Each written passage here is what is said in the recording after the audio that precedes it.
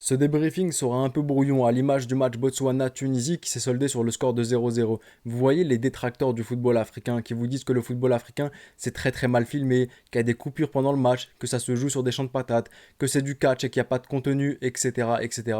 Ben si vous sortent ce match-là, Botswana-Tunisie, alors ils auront totalement raison pour justifier leur argumentaire, même si bien entendu le football africain n'est pas ce que l'on a vu aujourd'hui et on a vu de très très belles choses, notamment la CAN 2019 par exemple, où limite tout était parfait, et aussi je pourrais rajouter l'arbitre qui ne défend pas les joueurs, donc ouais, un match de catch très clairement. Revenons-en au match, un match vraiment brouillon, un match assez frustrant pour la Tunisie aussi, je dirais, des conditions très très difficiles, c'est un peu l'Afrique, le terrain, l'heure à laquelle se joue le match, en plein soleil, en pleine chaleur, c'est extrêmement compliqué pour des joueurs tunisiens de réussir. L'animation offensive dont j'avais parlé dans mon dernier débrief de la Tunisie contre la Guinée équatoriale, il y a de l'animation offensive, mais malheureusement quand tu te retrouves face à un bloc défensif où les 11 joueurs sont derrière, c'est un peu plus compliqué. Et combiné à cela le fait que tu n'as pas de réel numéro 9 capable de terminer, parce que c'est fait Seferini Jaziri, bon, il avait excellé, c'est un grand mot, le match dernier, il avait marqué son but, mais à son habitude, c'est fait Seferini Jaziri ne marque pas tant de buts que ça. Donc déjà, c'est très très difficile de trouver la faille quand les 11 joueurs sont postés devant le but. Alors imagine, tu as trouvé la faille et ensuite un Sefeddine Jaziri n'est pas capable de cadrer sa frappe ou de la mettre au fond. C'est encore plus frustrant pour les Tunisiens. Combiné à cela aussi, le fait que ta charnière centrale n'a pas su ressortir proprement les ballons et qu'elle a envoyé de longues transversales parfois inutilement et a perdu le ballon, c'est encore plus compliqué. Tu as quand même des latéraux qui ont une belle qualité de centre, notamment Ali Maloul qui est réputé pour avoir ça. Donc je pense que ça aurait pu être mieux exploité. Même si Ali Maloul, je l'ai trouvé quand même très reprochable sur ce match-là. Ensuite, défensivement, la Tunisie, ça a été pour moi un peu compliqué, dû au fait que les appuis n'étaient pas présents à cause du terrain forcément. Et il y a eu parfois de faux rebonds, de mauvais appuis. Donc forcément, t'es reprochable défensivement, t'es pas bon au marquage, t'as un peu peur pour ta cheville, t'es pas solide sur tes appuis.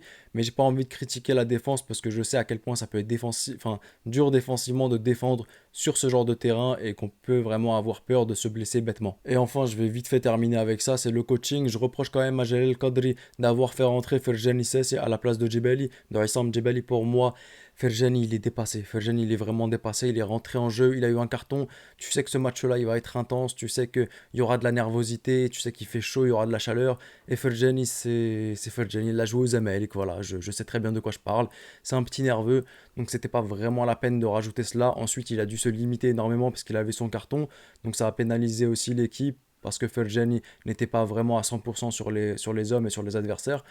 Donc finalement, j'ai le Kadri, je lui envoie un peu pour ce changement, puisque tout le monde sait à quel point Ferjan il s'est très très limité. Enfin, la Tunisie remporte quand même un point à l'extérieur dans des conditions très très compliquées. La Tunisie aurait pu mieux faire, notamment Firas Belarbi qui aurait peut-être pu marquer un but. C'est un peu triste pour lui, mais ça a été très très compliqué face à une équipe voilà, qui a joué le bus. Elle a joué, elle a fait comme elle pouvait. Elle veut essayer de gratter le maximum de points possible. C'est aussi ça le football, c'est parfois se retrouver face à ce genre d'équipe. Maintenant, il faut trouver aussi les éléments qui puissent te marquer et avoir les joueurs qui puissent trouver la petite faille. Et une fois qu'ils ont trouvé, exploiter la faille et mettre la balle au fond des filets. Malheureusement, ça n'a pas été le cas aujourd'hui pour la Tunisie. J'ai envie de dire hard luck parce que la Tunisie aurait pu avoir les 3 points. Malheureusement, ils les ont pas eu. En tout cas, dites-moi ce que vous en avez pensé de cette purge dans l'espace commentaire. C'était le petit pharaon. Prenez soin de vous et de vos proches et je vous dis Arrivederci.